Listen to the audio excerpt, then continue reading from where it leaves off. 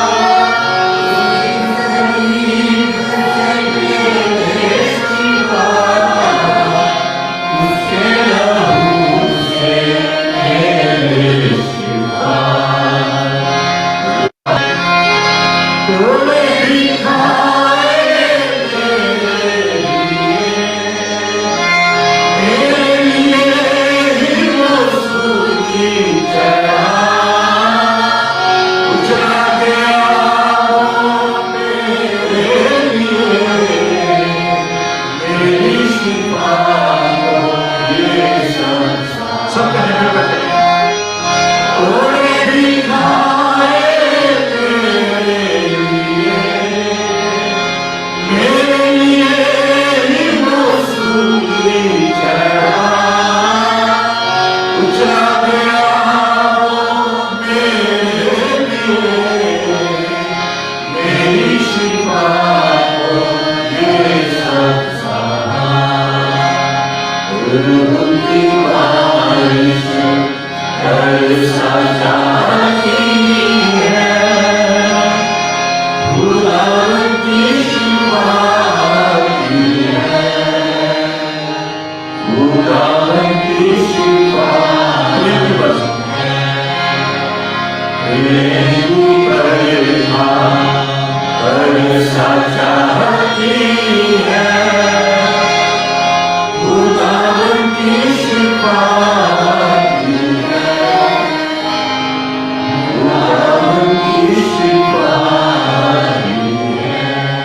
आखिरी आयत को बड़ा सॉफ्टली करके स्लोली दुआया दास ने कोड़े भी खाए मेरे लिए वो सुनी जा एक दुआ है खुदा का शुक्रगुजार है कोड़े भी खाए मेरे लिए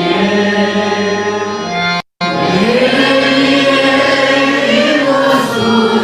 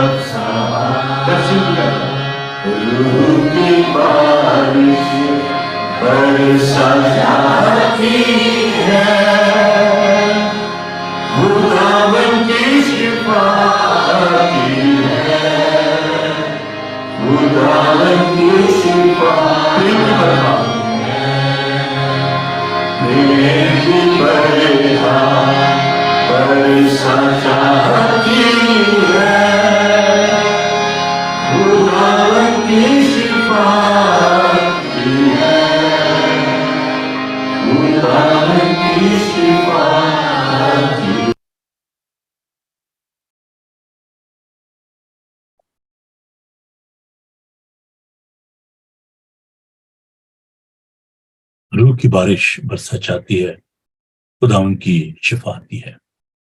प्रेज़ एंड वर्शिप को जारी रखेंगे। It's a very powerful anointing, you can feel that in the studio. So आइए हम इसमें ब्रेक ना करें, हम खुदा उनका शुक्र अदा करें और आप दुआ में ठहरें, खुदा उनकी तारीफ करें, उसकी इस्ताईत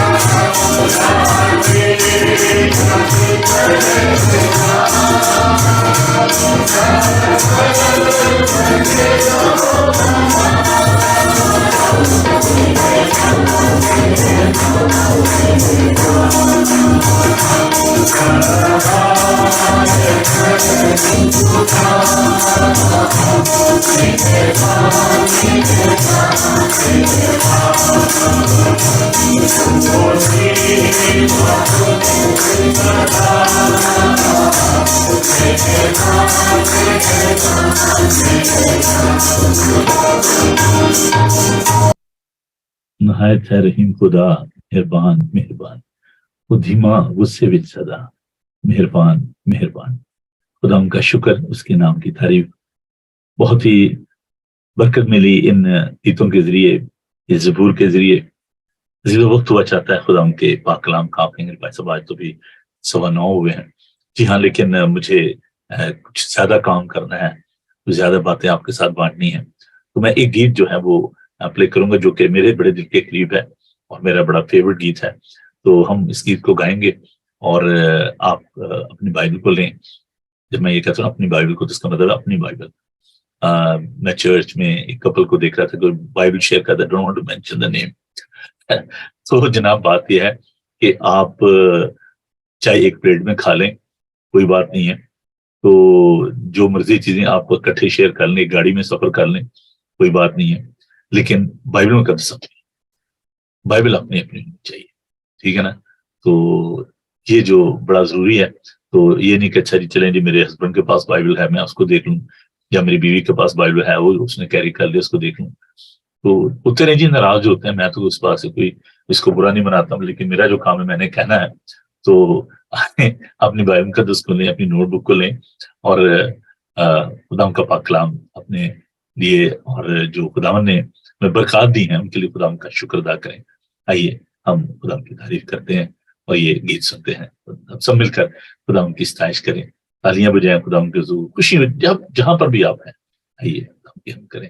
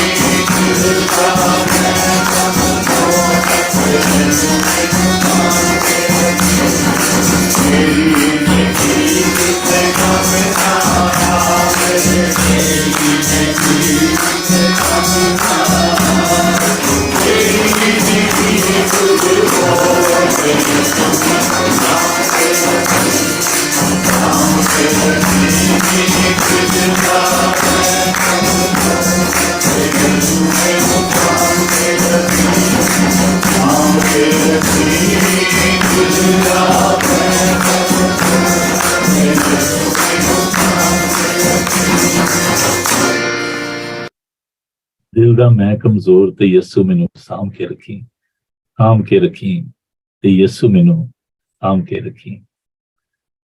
कुछ लोग होते हैं जो कि बिहाइंड द कर्टन जो है ना काम करते हैं, मैं उनको कहता हूँ साइलेंट सोल्जर। तो आपको चिमटे की आवाज भी आ रही होगी, ड्रम्स की भी। तो ये जो इंस्ट्रूमेंट्स हैं ये भी बड़े जरूरी हैं, और चिमटे पे जो हमारा साथ देते हैं, बजाते हैं, ये हमारा ट्रेडिशनल पंजाबी इंस्ट्रूमेंट है। और जनाब एल्डर सरफराज डेनियल साहब इसको प्ले कर रहे थे। और ड्रम्स पे जी जो हम देखते हैं कि हमारी प्यारी बहन है बीना, जब वो ड्रम बजाती हैं, ढोल बजाती हैं, हम उनके लिए खुदा का शुक्र अदा करते हैं। तो आपने यकीनन एंजॉय किया इन गीतों को, तो वक्त हुआ चाहता है जी खुदा के पाक कलाम का। अपनी बाइबल मुकद्दस को लीजिए, खोलिए खुदा का जिंदा पाक कलाम और बरकत पाइए। सफा नंबर जी पुराने हदनामा में से आज हम पहले तिलावत करेंगे। ये 363 पेज है, और दूसरा सलातीन उसका 4 बाब की पहली 7 आयात को हम खुदा के मुकद्दस पाक कलाम में से देखेंगे। 2 किंग चैप्टर 4, दूसरा सलातीन उसका 4 बाब। मैं उम्मीद करता हूं कि आप मेरे साथ मिलकर इन आयात को तिलावत करेंगे। अगर आप देखिए पुराने हदनामा में दूसरा सलातीन उसका 4 बाब, यूं लिखा है खुदा के जिंदा पाक कलाम में। और अंबिया ज़ादों की बीवियों में से एक औरत ने अलीशा से फरियाद की और कहने लगी कि तेरा खादम मेरा शौहर मर गया, और तू जानता है कि तेरा खादम खुदाम से डरता था। सो अब कर्ज ख्वा आया है कि मेरे दोनों बेटों को ले जाए ताकि वो गुलाम बने। अलीशा ने उससे कहा, मैं तेरे लिए क्या करूं, मुझे बता, तेरे पास घर में क्या है? उसने कहा कि तेरी लौंडी के पास घर में एक प्याला तेल के सिवा कुछ नहीं। तब उसने कहा, तू जा और बाहर से अपने सब हमसायों से बर्तन आरा ले, वो बर्तन खाली हों और थोड़े बर्तन ना लेना। फिर तू अपने बेटों को साथ लेकर अंदर जाना और पीछे से दरवाजा बंद कर लेना, और इन सब बर्तनों में तेल उंडेलना, और जो भर जाए उसे उठाकर अलग रखना। सो उसके पास से गई और उसने अपने बेटों को अंदर साथ लेकर दरवाजा बंद कर दिया, और वो उसके पास लाते जाते थे और वो उंडेलती जाती थी। जब वो बर्तन भर गए तो उसने अपने बेटे से कहा, मेरे पास एक और बर्तन ला। उसने उससे कहा, और तो कोई बर्तन रहा नहीं। तब तेल माकूफ हो गया। तब उसने आकर मर्द खुदा को बताया। उसने कहा, जा तेल बेच और कर्ज अदा कर, और जो बाकी रहे उससे तू अपने और तेरे फर्जंद गुजरान करें। खुदावन के खूबसूरत पाक कलाम के पढ़े और सुने जाने पर खुदावन की बरकत हो, आमीन। आइए हम दुआ मांगे। प्यारे यीशु, प्यारे खुदावन, आका, मालिक, हम तेरे पास आते हैं, तेरा शुक्र करते हैं, तेरी तारीफ करते हैं, क्योंकि तू बेहद तारीफ के लायक है। हम तेरी शुक्रगुजारी करते हैं तेरे पाक रूह के लिए, जो हमारे अंदर सुकूनत करता है। तूने हमें तन्हा नहीं छोड़ा, एक मददगार दिया है। हम तेरे मुंह की सुंदर बातों के लिए तेरा शुक्र करते हैं। खुदावन, हम अपनी कममायगी का, अपनी कमजोरी का इकरार करते हैं। हमारी सोच, हमारे ख्यालात महदूद है, पर तू कामिल है। बरकत दीजिए, रहनुमाई कीजिए अपने पाक रूह के जरिए हमसे, हम कलाम अपने लोगों को बड़ी बरकत दीजिए। खुदा उनके जिंदा कदूस यीशु नाम में हम ये दुआ मांगते हैं।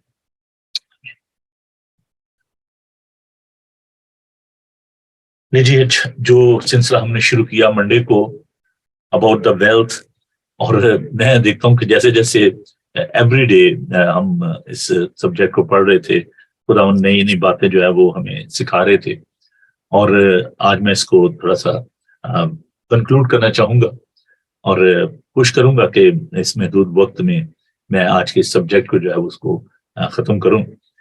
اگرچہ خداوند کا جو پاک کلام ہے اتنا گہرا ہے کہ جب آپ اس پہ غور کرنا شروع کرتے ہیں تو پھر بڑھتے جاتے ہیں آپ آگے. اور بڑے ہی میں سمجھتا ہوں کہ یہ ضروری تھا اس سبجیکٹ پہ بات کرنا. مجھے ایک بات کے لیے خود بھی تجربہ ہے کہ خاص طور جب ہم فائنینس کی بات کرتے ہیں، جب ہم مینجمنٹ کی بات کرتے ہیں، آرگنائز کرنے کی بات کرتے ہیں چیزوں کو.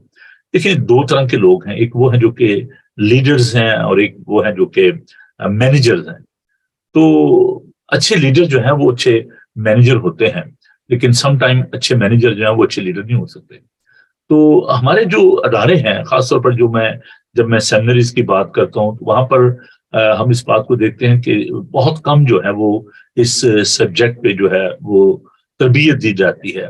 لوگ سوچتے ہیں اچھا جی یہ جو اسٹڈی کرتے ہیں بزنس مینجمنٹ، جنہوں نے MBA کرنا ہوتا ہے یا جن کا یہ کام ہے، یہ ان کے لیے ہے. لیکن I just want to share that running the church is very serious business. یہ کوئی آسان کام نہیں ہے، اور اس کے لیے آپ کو ایک اچھا لیڈر بھی ہونے کی ضرورت ہے. کیونکہ لیڈر وہ ہوتا ہے جو کہ لوگوں کو لے کے چلتا ہے اور لوگ اس کے پیچھے چلتے ہیں، وہ ان کے لیے ایک رول ماڈل ہوتا ہے. اور ایک اچھا مینیجر بھی ہونا چاہیے، چیزوں کو مینیج کرنا، ان کو آرگنائز کرنا، منظم ہونا. یہ ایک بڑا اچھا، یہ میں سمجھتا ہوں کہ ضروری ہے کسی بھی پاسبان کے لیے. انفارچونیٹلی جو ہماری سیمنریز ہیں، جو بائبل کالجز ہیں، وہ شاید اچھے تھیولوجین تو وہ مہیا کر رہے ہیں جو کہ بڑی اچھی چیلنجی تفسیر کر لیتے ہوں گے، اچھے طریقے سے میسج جو ہے وہ کنوے کر لیتے ہیں، پریچر اچھے ہوں گے. لیکن جو اچھے ٹیچر ہیں، جو کہ میں سمجھتا ہوں جس کا بہت زیادہ فقدان ہے. میں جب اپنے پاکستان کے ماحول کو دیکھتا ہوں تو وہاں پر ہم دیکھتے ہیں کہ لوگ جو ہیں وہ سوچتے ہیں کہ یہ جو تھیولوجیکل ایجوکیشن ہے it's only for the pastors, کہ انہیں کو جو پاسبان بننا ہے، پادری بننا ہے، یہ انہیں کے لیے ہے.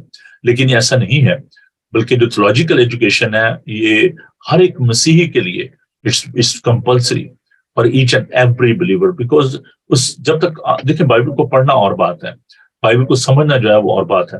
اور جب میں نے یہاں پر منسٹری شروع کی 2008 میں، تو ہم نے جو ایک ادارہ شروع کیا، میں تو اس کو انسٹیٹیوشن ہی کہتا ہوں، اور ہم نے لوگوں کو بائبل مقدس جو ہے وہ سکھانا شروع کی. ایوری فرائیڈے جو ہے تو یہ سارا مادم نہیں تھا، زوم نہیں تھا، فیس بک نہیں تھی، تو ہم اپنے چرچ میں جو ہے کلاسز جو ہیں ان کا انعقاد کرتے تھے ایوری فرائیڈے. جو بھی میرے ساتھ پروگرام میں بھی میرے دوست موجود ہیں ان کو معلوم ہے کہ ہم شام کو اسٹڈی کیا کرتے تھے. اور 2 سال میں نے پڑھایا، اور اس کے بعد میں نے باقاعدہ طور پر ان کو سرٹیفکیٹ بھی دیے. تو دے آر سرٹیفائڈ، جو میرے ایلڈرز ہیں، by the grace of God they are all well equipped. اور خدا کا شکر ہے، ان مائی ایبسنس میں دیکھتا ہوں کہ جب بھی میری موجودگی میں بھی they are very good to help me in my church. تو یہ ضروری ہے. یہ ضروری نہیں ہے کہ آپ صرف ٹھیک ہے جی یہ سوچیں گے جی بس میں نے ایک اقتباس جو ہے، ایک پیراگراف جو ہے اس کو پڑھ لیا دیٹس انف، اور مجھے بڑا کچھ آتا ہے. بہت سارے لوگ جو ہیں وہ اس بات کو سیریسلی نہیں لیتے. تو جب ہم بات کریں ہیں فائنینس کی، جب ہم منی مینجمنٹ کی بات کرتے ہیں، تو یہ کوئی سیکولر ورلڈ کے لیے نہیں ہے. ہم دنیا میں ہیں، ہم نے دنیا سے نکل نہیں جانا، اور اس دنیا میں رہتے ہوئے دس is very important to learn about how to deal with your money. دیکھیں، 2 باتیں جو ہے نا بڑی ضروری ہیں. خدا یسوع مسیح نے فرمایا کہ ایک نوکر جو ہے وہ 2 مالکوں کی خدمت نہیں کر سکتا. ہاں جی، یا تو وہ ایک سے جڑا رہے گا، دوسرے کو چھوڑے گا. اس کا مطلب کیا ہے؟ خدا اور دولت. خدا نے کہا کہ آپ ان دونوں کی خدمت نہیں کر سکتے. اور متی کے انجیلی بیان میں خداوند نے 6 باب میں بڑی خوبصورت تعلیم دی ہے اس بارے میں کہ جو ٹرو ویلتھ ہے وہ کیا ہے، اور کس بات کے لیے ہمیں جو ہے وہ سوچنے کی ضرورت ہے. اینڈ اینگزائٹی فاربیڈن، جو پریشانی ہے اس کے لیے خدا نے کہا کہ ان چیزوں کے لیے آپ فکر نہ کریں کہ کیا کھائیں گے، کیا پیئیں گے، کیا پہنیں گے. تو 2 ماسٹرز کی خداوند بات کرتے ہیں. ایک تو خدا کے بارے میں بات کرتے ہیں کہ یا تو آپ خدا کی خدمت کریں گے یا دولت کی. اب یہاں پر شیطان کا نام نہیں لیا گیا ہے نا، یہاں پر دولت کی بات کی گئی ہے. سو منی is very very delicate subject. اور جو لوگ میں نے پچھلے دنوں آپ کے ساتھ ایک کوٹیشن جو ہے شیئر کی تھی کہ جو ویلتھ ہے it's a good sleeve and it's a very dangerous boss as well. تو اس کے بارے میں جاننا بڑا ضروری ہے. جو کلیسیاؤں کے انتظام ہے، چرچز کا جو کام ہے، وہ بغیر پیسے کے نہیں چل سکتا. ابتدائی کلیسیا میں دیکھیں کہ خدا ان کا بندہ جو ہے پالوس، وہ اس بارے میں تعلیم دیتا ہے. لوگ کہتے ہیں کہ جی آپ میرے آنے سے پہلے جو ہے وہ چندہ اکٹھا کر کے رکھیں اور ہم ان باتوں میں ایک دوسرے کے ساتھ شریک ہوں.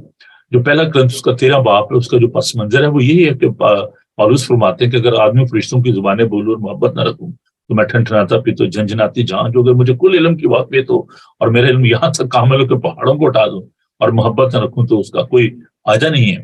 اگر میں اپنا جسم جلانے کے لیے دے دوں اور محبت نہ رکھوں تو اس کا کوئی فائدہ. اصل میں اس کا جو پس منظر ہے وہ یہ تھا کہ جو کرنتھس کی کلیسیا تھی وہ بڑی رچ کلیسیا تھی اور اس میں تمام طرح کی روحانی نعمتیں برتی پائی جاتی تھی. غیر زبان بولتے تھے، معجزات ہوتے تھے، لیکن ان میں ایک بات کی کمی تھی اور وہ یہ تھی کہ وہ جو دوسرے چرچز تھے ان کی وہ فکر نہیں کرتے تھے. دے ور سو سیلف سینٹرڈ اور سیلفش تھے اور وہ کہتے ہیں جو ہمارے پاس بہت ہے، ہمیں دوسروں کی ضرورت ہی نہیں ہے.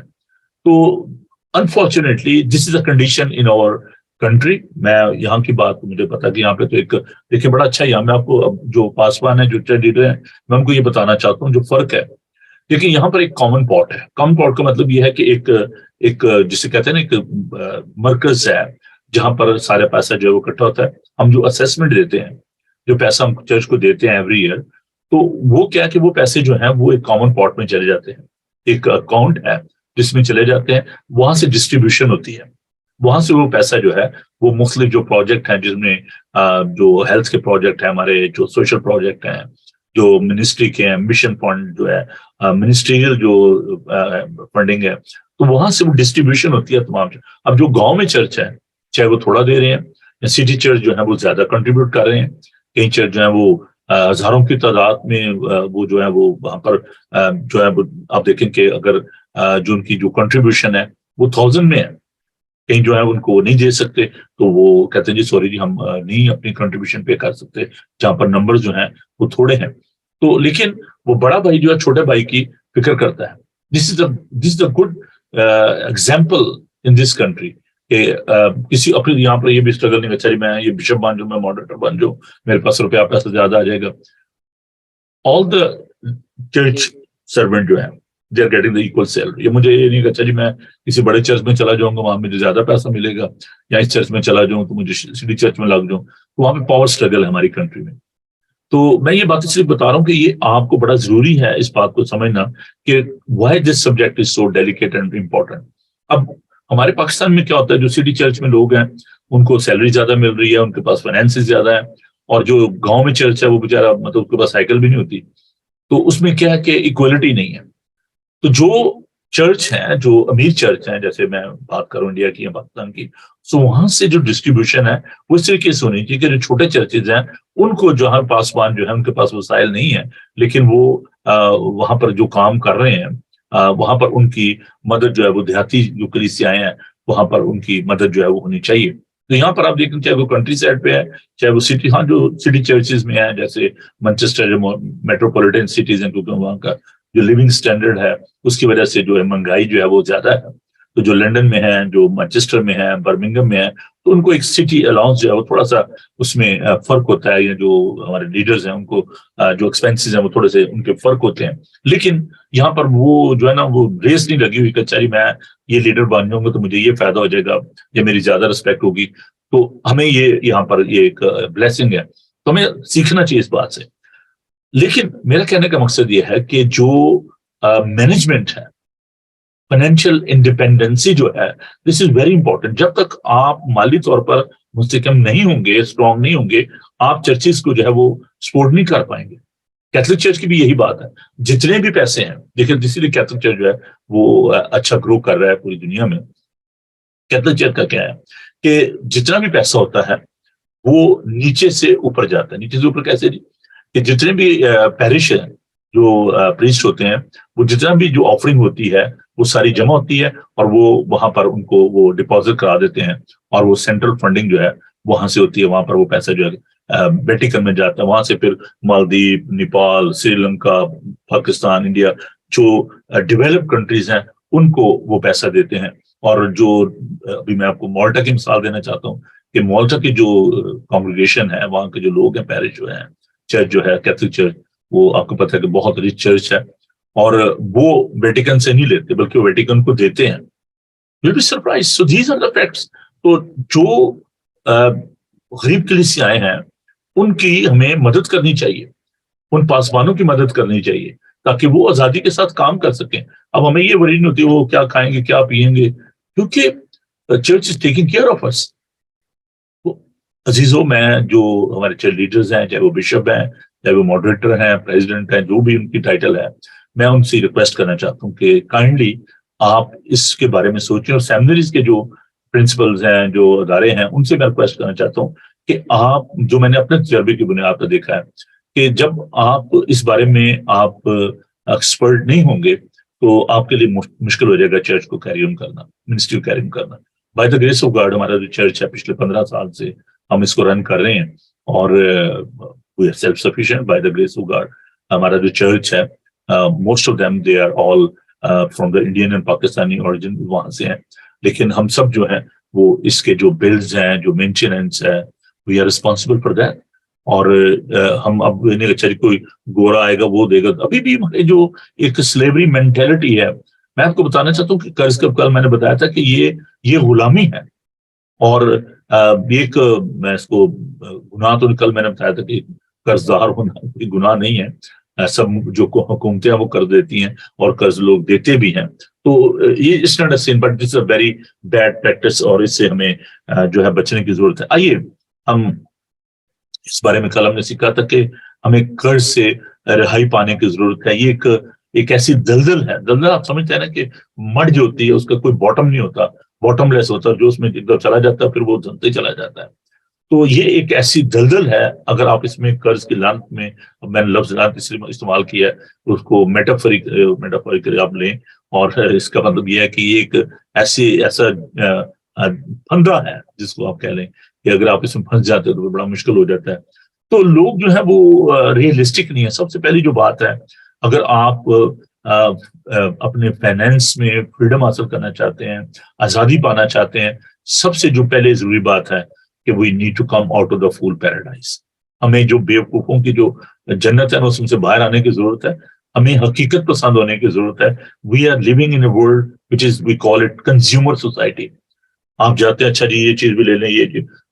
हमें इस बात के बारे में जानना चाहिए कि हमारी जो जिम्मेदारी है, हमारी फैमिली रिस्पॉन्सिबिलिटीज हैं, हम एक कम्युनिटी में रहते हैं, हमें उसका एहसास करने की जरूरत है। और ये जो है ना बहुत बड़ी रिस्पॉन्सिबिलिटी है, maintaining your self, taking care of your finance. अगर आप घर के सरबराह हैं, अगर आप किसी इदारे के सरबराह हैं, तो आपकी ये बहुत बड़ी रिस्पॉन्सिबिलिटी है कि आप इस रुपए पैसे को जो है वो कैसे इस्तेमाल करते हैं। कल भी मैंने इस बारे में बात की थी कि जो एक बहुत बड़ा जो प्रॉब्लम है, आप एक जो कहते हैं ना बम जो है, या एक क्रेडिट कार्ड जो है जिसको मैं कहता हूँ कि वो आप अपनी जेब में जो है लिए फिरते हैं, इसको, ये बहुत बड़ा आपका दुश्मन है। आप अपने दुश्मन को जो है ना वो अपनी जेब में लिए फिरते हैं, तो इससे अपनी जान छुड़ाएं, क्योंकि इंटरेस्ट रेट जो है वो इतना है। ठीक है, अगर आप इस्तेमाल करना, अगर आप कैरी नहीं करना चाहते कैश, क्योंकि रात आजकल ऐसे हैं, तो आप डेबिट कार्ड इस्तेमाल करें। और ये जो सहूलत है, ये ट्रैप है तरक्की, और इससे आप बाहर आए। और अगर आप चाहते हैं कि जी मैंने कोई नई चीज खरीदनी है तो खरीदें, जरूर खरीदें, लेकिन पहले आप अपने बजट को देखें कि मैं इस काबिल हूं कि नहीं, मैं इसको मेंटेन कर पाऊंगा कि नहीं।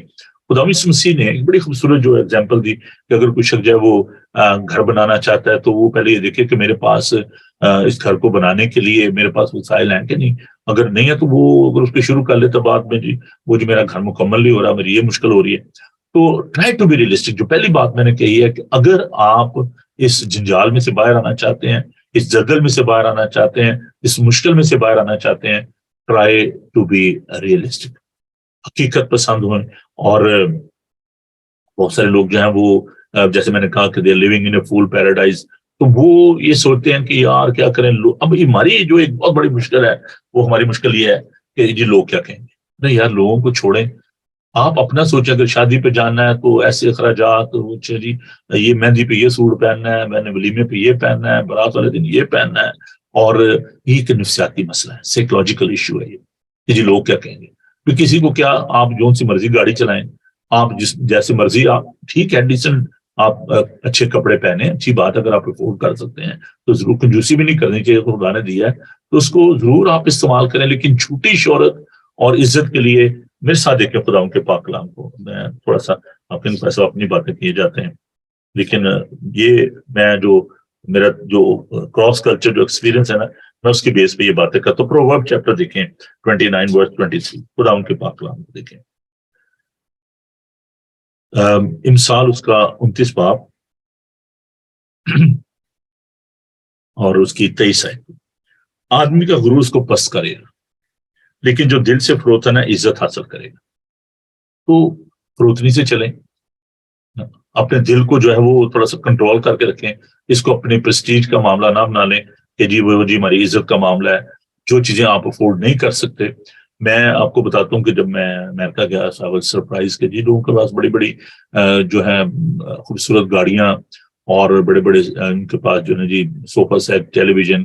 لیکن جو میں نے انالیسس کیا, جو میرا پرسنل ایکسپیرینس ہوا وہاں پہ جب میں لوگوں سے ملا, تو یہ پتا چلا کہ جی لوگ جو ہیں وہ ہزاروں ڈالر کے جو ہیں وہ قرضئی ہیں, جس کے لیے ان کو رات دن جو ہے وہ ایکسٹرا ایفرٹ کا. اچھا جی اس کے پاس جو ہے وہ اتنا بڑا ٹی وی ہے تو میں نے بھی لینا ہے, اس کے پاس یہ فلاں گاڑی ہے تو میں نے بھی وہ گاڑی لینی ہے. تو آپ کاپی نہ کریں بلیسنگ کو.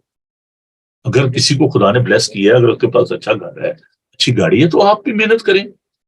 ہم کام کرنا پسند نہیں کرتے, کاپی کرنا بڑا پسند کرتے ہیں, اور اس کے لیے ہم انفیئر مینز جو ہیں وہ استعمال کرتے ہیں. پہلی بات تو یہ ہوگی کہ آپ نے اگر آپ اس فائنینشلی فری ہونا چاہتے ہیں, ڈیٹ فری ہونا چاہتے ہیں, ٹرائی ٹو بی ریئلسٹک. جو آپ کے پاس ہے اس کے مطابق آپ خرچ کریں, بھیجا خرچ نہ کریں, اور بھیجا فخر بھی نہ کریں, اور یہ نہ سوچیں کہ لوگ کیا کہیں گے. لوگوں کو کہنے سے جو کہتے ہیں, آپ اپنے بارے میں سوچیں کہ بھی ہم نے جو ہے وہ کیا کرنا ہے. ہم دیکھتے ہیں کہ پاکستان میں بھی, انڈیا میں بھی لوگ شادی بیاہ پہ اننیسیسری اتنا خرچ کر لیتے ہیں, بعد میں وہ لڑائیاں جھگڑے جی وہ جو ہے وہ گھر والے جی لڑکے کو کہہ رہے ہیں بیٹا وہ فلاں کے پیسے دینے تھے جی, وہ فلاں کھانے والے کے دینے ہیں, فلاں میں نے ہوٹل کے پیسے پے کرنے ہیں. وہ شادی کے ہوتے ہیں ان کے لیے مصیبت بن جاتی ہے, دونوں میاں بیوی بیچارے یہی سوچتے رہتے ہیں, نیا نیا جوڑا ہوتا ہے کہ اچھا بھی اب قرضہ کیسے اتارنا ہے. سیٹ دیم فری, ان کو آزاد کریں. اگر آپ اس طریقے سے آپ اننیسیسری آپ خرچ کر کے بچوں کو خوشی دینے کے بجائے آپ گھر میں جھگڑا کھڑا کر دیں گے, یہ حقیقت باتیں جو میں آپ سے جو شیئر کر رہا ہوں. تو ایسے مسائل جو ہیں ان کے لیے ان کے لیے پیدا نہ کریں, بلکہ ان کی مدد کرے تاکہ وہ اپنی زندگی کو اچھے طریقے سے جو ہے. یا میں شادی میں تھا تو بڑا انہوں نے لیوشلی جو ہے وہ سارا ارینج کیا ہوا تھا. تو میرے ساتھ ایک جو انگلش پرسن تھے وہ بیٹھے ہوئے تھے, گورا تھا ایک بیٹھا ہوا, مجھے کہنے لگا وہ نوبل اس ویری ڈینجرس. کہتے ہیں یار شادی جو ہے وہ now days it's a gambling, so why you guys you are spending too much on these weddings you know, اور یہ جو آپ اتنا خرچ کرتے ہو.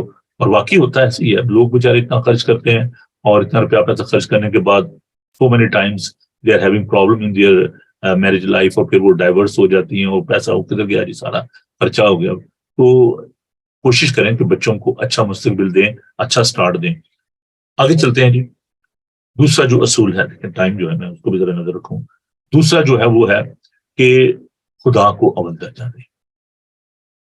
پہلی بات کہ حقیقت پسند ہو, آپ یہ جانیں کہ جو کچھ بھی ہے وہ خداوند کے. ہم دیکھیں جب ٹائز کی بات کرتے ہیں, دیکھیں ملاکی 3 باب اس کی 8 میں کہ پوری دائی کی جو ہے وہ ذخیرہ خانہ میں لاؤ, اور دائی کی مطلب ہے کہ 10% ہم جب اس کی بات کرتے ہیں تو ہم جو 90% جو ہے اس کے بارے میں ہم بھول جاتے ہیں کہ وہ اس کے لیے بھی ہمیں خداوند کی شکرگزاری کرنے کی ضرورت ہے جو خداوند نے دیا ہے. تو ہم 10% جو وہ بھی ہم خداوند نے کیا وہاں پہ اس نے کوئی سیر کرنی, آپ کے پیسے سے ہالیڈے نہیں کرنی, وہ آپ اپنی محبت کا اظہار کرتے ہیں. یہاں پر دیکھیں میرے ساتھ خداوند کے پاک کلام کو, منافقی کی کتاب اس کا 3. یہ میں جو اصول ہیں جو میں آپ کے ساتھ شیئر کر رہا ہوں کہ جن کے ذریعے سے آپ ایک اچھی خوشحال زندگی جو ہے وہ بسر کر سکتے ہیں, بابرکت زندگی بسر کر سکتے ہیں نا. اس کے بارے میں زبور کہتا ہے, زبور 28 میں मुबारक हर जो खुदा से डरता है और उसके हुक्मों को मानता है, उस पर अमल करता है, और आगे चल कर कहते कि तेरी बीवी तेरे घर के अंदर मेवादार ताक की मानद होगी, तेरी औलाद दस्तरखान पर जैतून के पौधों की मानद। देखो ऐसी बरकत उसी आदमी की मिलेगी जो खुदा से डरता है। खुदावंद सयून में तुझको बरकत दे, तो उम्र भर यरूशलेम की भलाई देते, बल्कि तो अपने बच्चों के बच्चे देखे, इसराइल की सलामती हो। मेरा प्याला लबरेज होता है। लबरेज प्याला कैसे होता है? देखिए खुदा उनके पाक कलाम को, मलाकी उसका 3 बाब और उसकी 8 आयत को, खुदा उनके पाक कलाम को देखिए। क्या कोई आदमी खुदा को ठगेगा? पर तुम मुझको ठगते हो, कहते हो हमने किस बात में तुझे ठगा? दायकी और हदिया में। आइए जी, अब 2 बातें यहां पर सीखते हैं। What is the difference between stealing and robbing? चोरी में और ठगने में क्या फर्क है? चोरी जो है उसकी जो अगर देखेंगे वो चीज लेना जो कि आपकी नहीं है और किसी की चीज है, किसी की मलकियत है, और आप उसको चुरा लेते हैं और उस शख्स को मालूम नहीं होता कि आपने उसको चुरा लिया है ना? ये है स्टीलिंग, चोरी। ये जुर्म है, क्राइम है, दूसरों की चीजों को चुराना। अब ठगना क्या होता है? ठगना ये होता है कि दूसरे की मौजूदगी में धोखा देकर, फरेब देकर उसकी वो चीज जो है उसको आप हथिया लेते हैं। ठगना। आप सोचें खुदा को मालूम नहीं होता? खुदा को मालूम होता है ना, खुदा फरेब देता है ना फरेब खाता है। चोरी करना और बात है, ठगना और बात है। खुदावन को आप उसका जो माल है वो हड़प कर रहे हैं, पंजाबी हड़प कर रहे हैं, पता भी नहीं, निगल लेना, छीन लेना किसी का, और हम खुदावन को ठगते हैं। जब हम वो हिस्सा जो खुदावन का है, जो कि खुदावन के हमें शुक्रगुजारी देनी है, तो ये बात याद है कि जब हम खुदावन के घर में कुछ देते हैं तो हम खुदावन की शुक्रगुजारी करते हैं। हम खुदावन की मदद नहीं कर रहे होते, मतलब चलो जी दे दो। अब वो चंदा भी डालते हैं तो ऐसे चलो दे दो, पता नहीं खुदा जो है वो बेकारी है। यहाँ पे 2 लफ्ज इस्तेमाल किए हैं, दयाकी और हदिया। जो आप ऑफरिंग देते हैं चर्च में, खैरात या आप करते हैं, चैरिटी जो करते हैं, चैरिटी में और हदिया में फर्क है। चैरिटी जो है जब आप करते हैं, किसी को देते हैं कुछ, तो वो उसका हक नहीं होता। अब आप एक बैगर को जो आप देते हैं कुछ भी, तो वो उसका हक नहीं है, वो क्लेम नहीं कर सकता। अगर वो कई दफा हम देते हैं, जब एयरपोर्ट पे उतरो ना पाकिस्तान जाते, 5 पाउंड दो, वो उनको पता था ये फ्लाइट कौन सी आई है, डॉलर वाली है कि पाउंड वाली है कि रियाल वाली है, कहाँ से आई है ये, तो वो उसी करेंसी को इसी तरीके से वो मांगते। अगर आप थोड़े उनको नहीं पाजी मैंने पाउंड दो, मैंने रहने दो। तो ये जो हदिया है ये फर्क है, भीख नहीं है ये। हम खुदावन को शायद इस तरीके से देते हैं, खुदावन को बेकारी है तो दे दो, वो जो सबसे रहन सहन जो होते हैं ना चेंज, वो निकाली और दे दी, चलो। मेरे उस्ताद मोहतरम फादर इकबाल नसार एक बात वो बताया करता अपनी मिनिस्ट्री के वाले से, कहते यार जब मैं गांव में जाता था खिदमत के लिए, तो वो गंदम जिसे मुर्गियां नहीं खाती वो देनी पादरी साहब को, भाई साहब ले आ जाओ, या कोई रहन सहन है तो चलो ये भाई साहब ने दे दो। तो आप खुदावन को क्या सोच के देते हैं? कलाम में लिखा है कि जो तुम्हारे दरमियान खिदमत करते हैं वो 2 चंद इज्जत के लायक समझना है। गाय में चलते हुए बैल का मुंह ना बांधना। जो जिस खेत में काम करता है वो उसी में से खाने का उसका हक है। तो पासवानों को खुदा के घर में जब आप देते हैं तो बड़ा उज्र करके कि चलो जी बेकारी है दे दो इसको, खुदा बेकारी नहीं है। Please please try to be realistic, understand करें वो आपका खालिक और मालिक है। अगर आप 10% आप खुदावन को दे रहे हैं तो 90% तो आप रख रहे हैं। दे कौन रहा है? खुदावन दे रहा है, तो आप उसको क्या दे रहे हैं? जो कुछ भी आप खुदावन को देते हैं आप खुदावन से लेकर उसको वापस करते हैं, शुक्रगुजारी करते हैं।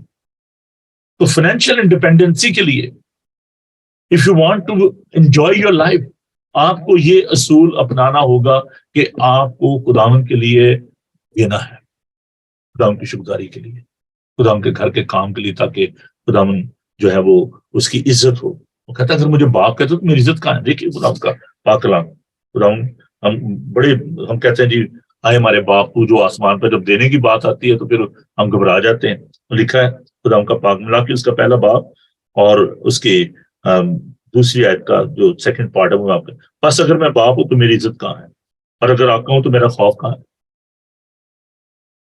باپ تو ہم کہہ لیتے ہیں لیکن ہم اس کی عزت نہیں کرتے جیسے ہمیں کرنا واجب ہے. ہاں جی. تو خدا کو پلیز آپ جو بھی خدا ان کا ہوتا ہے حصہ وہ آپ جاندار جتنا کسی نے اپنے دل میں ٹھہرایا ہے اس کو خوشی سے دے, عذر سے نہیں.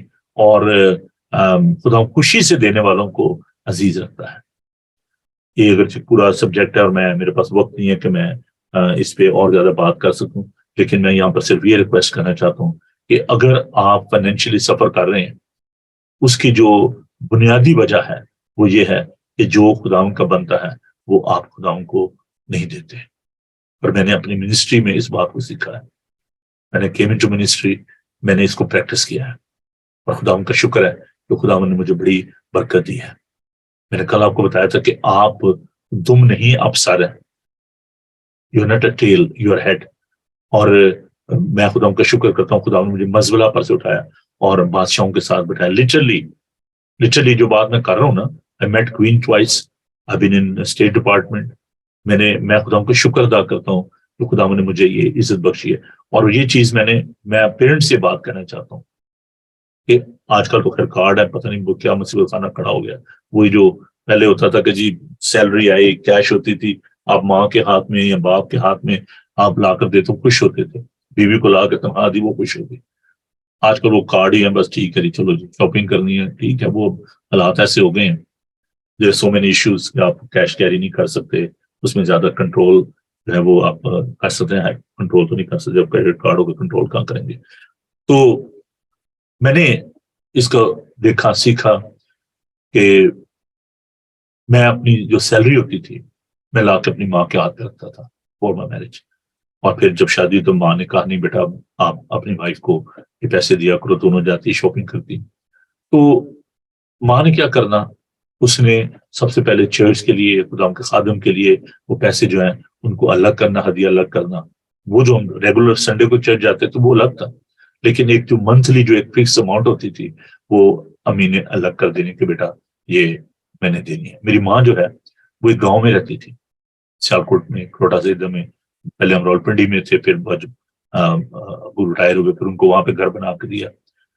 اور جب میری والدہ کی ڈیتھ ہو گئی تو راولپنڈی میں ان کی ڈیتھ ہوئی اور میں گیا, جب گھر گیا اپنے بھائی گھر میں جہاں پر وہ رہتے تھے, تو میرا جی تو نہیں چاہتا تھا کہ میں داخل ہوں, لیکن جب میں گیا تو میں نے تکیے کے نیچے دیکھا کہ کاغذ پڑا ہوا تھا, اس کے اوپر مختلف لوگوں کے نام لکھے ہوئے تھے. میری ماں پڑھی لکھی نہیں تھی, اس کے اوپر مختلف لوگوں کے نام جو ہے انہوں نے لکھے ہوئے تھے, سے کہہ کے لکھوائے ہوں گے یا انہوں نے پتا ہوتا کتنے. تو وہ ان کی وہاں پر مدد کیا کرتی تھی.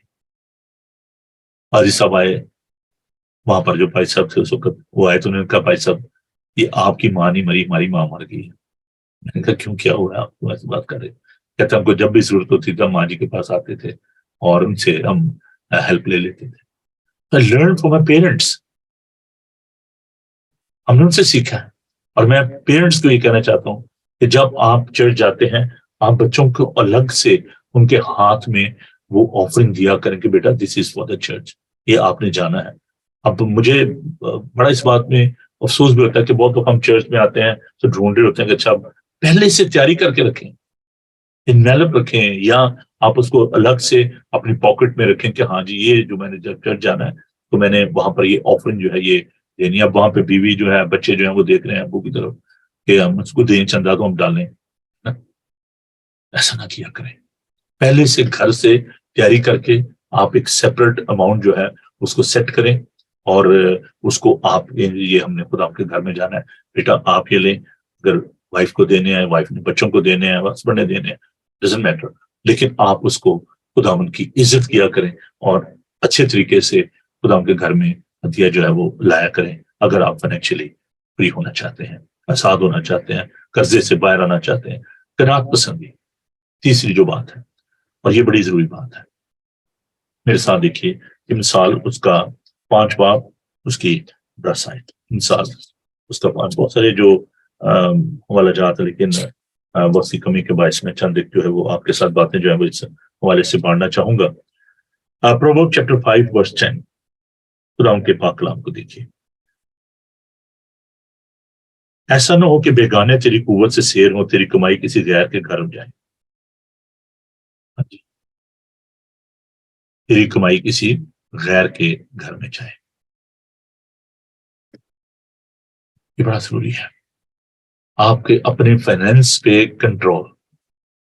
یہ جو غلط ریلیشن شپ ہے، غلط طریقے سے رہنا اور کنٹرول نہ کرنا اپنے روپے پیسے کو، اس کا نقصان ہوتا ہے.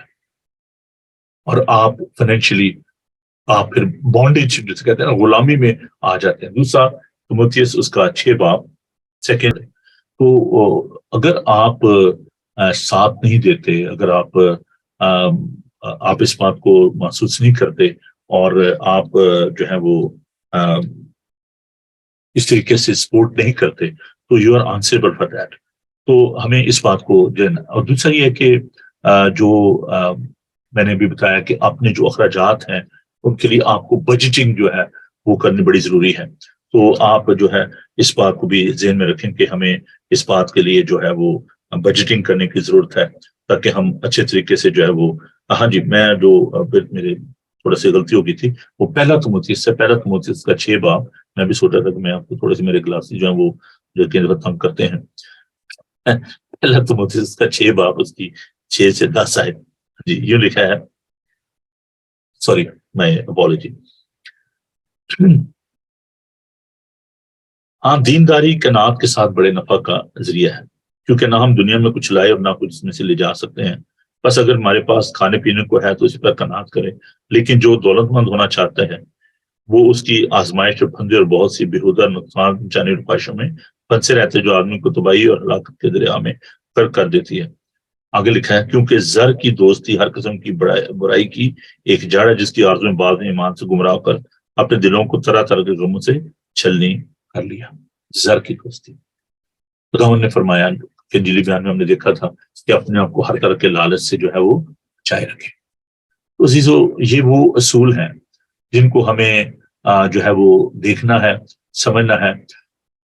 ایک اور جو میں بات آپ کے ساتھ بانٹنا چاہتا ہوں وہ یہ ہے کہ کبھی بھی جو پیرشیبل جو چیزیں ہیں نا، اور بہت ساری چیزیں ہیں، جیسے ہم دیکھتے ہیں کہ جو کپڑے ہیں، جو الیکٹرانکس ہیں، اور جو اس طرح کی جو چیزیں ہیں، ان پہ آپ اتنا جو ہے وہ فوکس نہ کریں، ان کو اتنا زیادہ خرچ، اور ان کے لیے ہمیں زیادہ تگودو کرنے کی ضرورت نہیں ہے، اور ان کے لیے آپ اتنا جو وری نہ کریں، ان کے لیے پریشان نہ ہوں.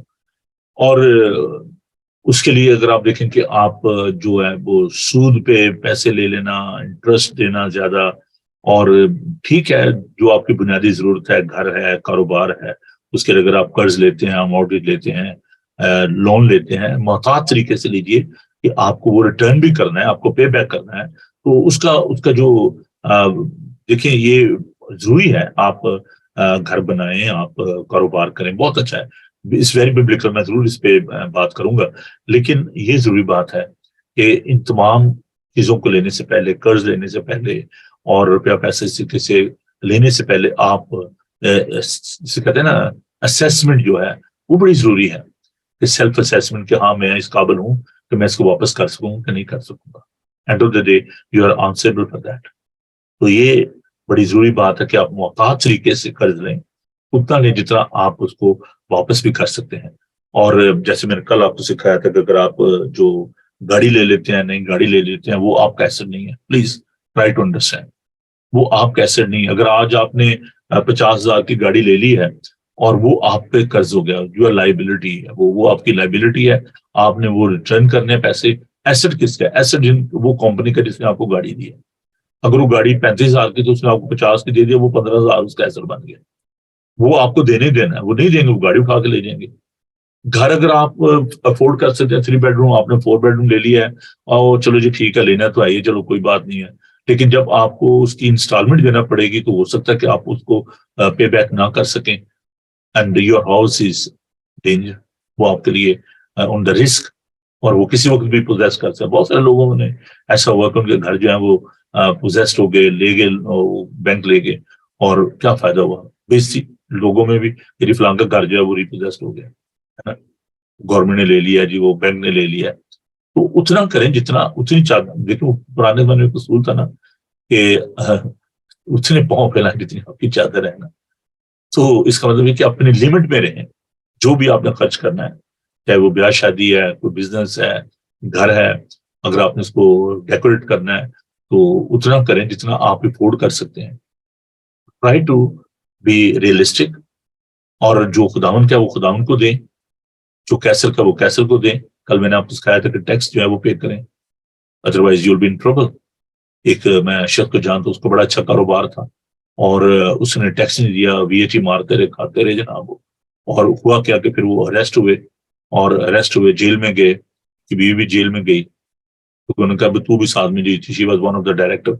और हुआ क्या फिर, नतीजा ये निकला कि वो बंदा जो उसकी डेथ हो गई और बीवी बेवा हो गई, बच्चे भी यतीम हो गए। तो हकीकत जो है वो ये है कि खुदावन जब आपको रुपया पैसे दे, ये खुदावन की तरफ से ब्लेसिंग है, लेकिन उसको वाइजली आप स्पेंड करें, अक्लमंदी के साथ, और खुदावन आपको यकीनन बरकत देगा, आप इज्जत पाएंगे। लेकिन ये झूठी शान और शौकत के लिए कि जी लोग क्या कहेंगे, लोगों को कहने तो जो कहते भाई जी अपना ख्याल करो, ठीक है। तो ये जो बातें ना, लोगों का सोच सोच कर दुनिया मर गई, तो लोग क्या कहेंगे। आइए खुदावन के बारे में सोचें, लोगों के बारे में ना सोचें, ये सोचें कि खुदावन क्या कहेगा, कि तू मेरा बेटा है, तू मेरी बेटी है, तूने मेरी नहीं सुनी, तूने लोगों की सुनी। खुदावन ने कहा था ये उम्मत होंठों से तो मेरी सताइश करती है, लेकिन के दिल मुझसे दूर है, ये बेफायदा मेरी प्रसिद्ध करते हैं, क्योंकि आदमियों की बातों को सुनते हैं। आदमियों को छोड़े, रवायात को छोड़े, ये जी हमारी ये ट्रेडिशन नहीं है, नहीं जी हमारे खानदान की ये रवायत नहीं है। वो पुरानी जो रस्म और रिवाज है उनको आप थोड़ा सा उनसे हट के चलें, जो खुदावन के जो असूल हैं, जो बिब्लिकल प्रिंसिपल हैं, उन पर गौर करें कि बाइबल क्या कहती है। संडे को मैं आपके लिए खूबसूरत, जो अभी मैं क्योंकि टाइम थोड़ा सा मैं इसको आपके लिए पेश नहीं कर सकता, बट स्टे विद मी, और संडे को हमें जरूर आप ज्वाइन करें। संडे को मैं जो है ये जो हवाला मैंने पढ़ा आपके लिए, उसको मैं आपके लिए पेश करूंगा, और मैंने इंटेंशनली उसको सेव किया है इस सरमन को, क्योंकि इस पर बड़ा टाइम चाहिए था। तो हम सारपत की बेवा के बारे में हम सीखेंगे, और आप जरूर हमें ज्वाइन कीजिएगा। संडे को जो हमारी सुबह 10:30 बजे की इंग्लिश में सर्विस होती है, और फिर 2 बजे उर्दू हिंदी की सर्विस होती है, वो लाइव ब्रॉडकास्ट होगी, तो आप जरूर हमें ज्वाइन कीजिएगा। खुदावन आप सबको बड़ी बरकत दे, और खुदावन आपके साथ हो। आइए हम दुआ मांगे, खुदावन की शुक्रगुजारी करें। हालेलुया। खुदावन तेरा शुक्र, तेरी तारीफ करते हैं कि तू हमारी अक्लों को रोशन करता है। प्यार खुदावन हमें ये तौफीक दे के प्यार खुदावन हम तुझे अपनी जिंदगी में अव्वल दर्जा दें। खुदावन जो कुछ भी तूने दिया है उसके लिए हम तेरा शुक्र अदा करते हैं। सोना तेरा है, चांदी तेरी है, तमाम मालो दौलत तेरा ही है। खुदावन तो हमें खुशहाली बख्शता है, तू ये चाहता कि तेरे बच्चे खुशहाल हों, क्योंकि तू आसमानी बाप है। अगर हम बुरे होकर अपने बच्चों को अच्छी चीजें देना जानते हैं, तो खुदावन तुम्हारा आसमानी बाप हमें क्यों ना रूह कुद्दस देगा, अच्छी नेमतें और बरकतें देगा। खुदावन तू हमारे मांगने से पहले जानता है कि तेरे बच्चों को किन चीजों की जरूरत है। तूने फरमाया कि अपनी सारी फिक्रें मुझ पर डाल दे, क्योंकि मुझे तुम्हारी फिक्र है। खुदावन तुम्हारी फिक्र करता है। खुदावन तेरा शुक्र करते हैं, अपने लोगों के साथ वो ईमान की मजबूती बख्श, गुर्बत में, तंगी में, हर हाल में, खुशी में, खुशहाली में हम तुझे ही मुबारक कहें। बड़ी बरकत दे यीशु के बाबरकत नाम। आए हमारे बाप, तू जो आसमान पर है, तेरा नाम पाक माना जाए, तेरी बादशाही है, तेरी मर्जी जैसे आसमान पर पूरी होती है जमीन पर भी हो। हमारी रोजी रोटी आज बख्श दे, अपने सुअरों को माफ करते, तुम्हारे से माफ कर, हमें आजमाइश में न पड़ने दे, बल्कि बुराई से बचा। उनके बादशाही, कुदरत, जलाल हमेशा तक तेरी है। खुदावन अपना चेहरा आप पर जलवागर फरमाए। खुदावन आपके बदन, जान और रूह की हिफाजत करे। आपका बुलाने वाला सच्चा वैसे ही करेगा, और हमारे अपने मसीह का फजल, खुदा आपकी मोहब्बत, आखिर की रफाकत को शाकत आपसे लेकर हमेशा तक आप सबके साथ, और दुनिया भर के मुकद्दसीन के साथ आपसे लेकर हमेशा हमेशा तक होती रहे। थैंक यू जी। खुदावन आप सबको बड़ी बरकत दे। आपसे मुलाकात होगी ऑनलाइन। कल ल्यूटन में इबादत नहीं होगी, कुछ मेरी मिनिस्ट्रियल रिस्पॉन्सिबिलिटीज थी, उनको दिन में रखते हुए मैं वहां पे नहीं जा पा रहा। तो आप जो है हमें ज्वाइन करें संडे सुबह 10:30 बजे इंग्लिश में, اور 2 بجے اردو ہندی میں. چرچ کا ایڈریس ہے جی ہیسٹن Asian United reform church 309 309 وکرج palm road ہیسٹن ہنسلو TW5 0DR. تو یہ ایڈریس ہے. اگر آپ کو پھر مشکل پیش آئے تو آپ مجھ سے رابطہ کر سکتے. میرا نمبر ہے 00447718292824. خدا آپ کے ساتھ ہو. لائیو براڈ کاسٹ جاری ہے, آپ اس کو 24/7 دیکھ سکتے ہیں یوٹیوب پہ. مہربانی کر کے آپ جائیں اور اس کو آپ سبسکرائب کریں. You don't have to pay any thing, it's free. لیکن اس سے یہ ہے کہ آپ کو آئندہ آنے والے پروگرام ویڈیو جو ہیں وہ آپ کو ملیں گی. تو میرے ساتھ دیں اور ضرور آپ اس کو سبسکرائب کریں. صرف ایک بٹن آپ نے کلک کرنا ہے تو ہم آپ کے شکر گزار ہوں گے. خدا آپ کے ساتھ ہو. خوش رہیں اور خوش رکھیں. God bless you. Bye.